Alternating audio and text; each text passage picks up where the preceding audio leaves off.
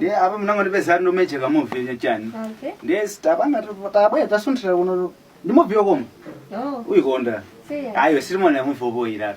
2024 latest. Umarine simakonda mamu. Abwera latest ya 2024. Oh. Ayo sita.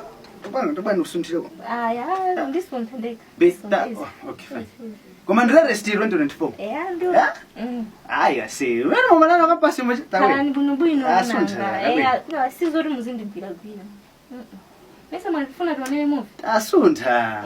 Sizori uzindi gwira. Je ntingone movie basi ndizipita. Uluko wekhari ndinero. Ndikuziwa umana kukhalidwa kaka. Sikaundisa ngasi. Ino areleze. Ino mafika bene bobo? Ndikukuza. Ase sipho mkampasi ngarene? Hayi ase. Anzaka masowa mwewe. Ejabuna masowa mwene. Hayi zimene Mike zimene hayi ase. Tazona liriro mission niyo kakanisa. Tabwera. Mike ndisiye Mike ndisiye. Areleze. Mike unokonda bwera kuzacheza ndiwe?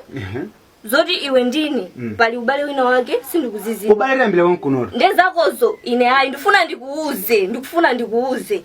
Ngati ili behavior yako yofuna kumangu avula akazi ka kumadani. Ine ndekha. Sundikwanisa Mike. Listen to me.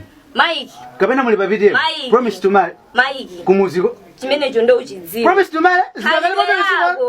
Asi, pijem. It's none of your business. Promise to marry. Iweyo uzipanga zako. Maana ndimafuna ndikuze kuti khalidwe lako usindi. Ase kuno kucourage asi. Tare tabwera. Ndisiye. Kuno kucourage. Ndiwe zama pijem zinatatu kali lero. Tabwera. Khalidwe lako lopasalo uzipanga ndanthu.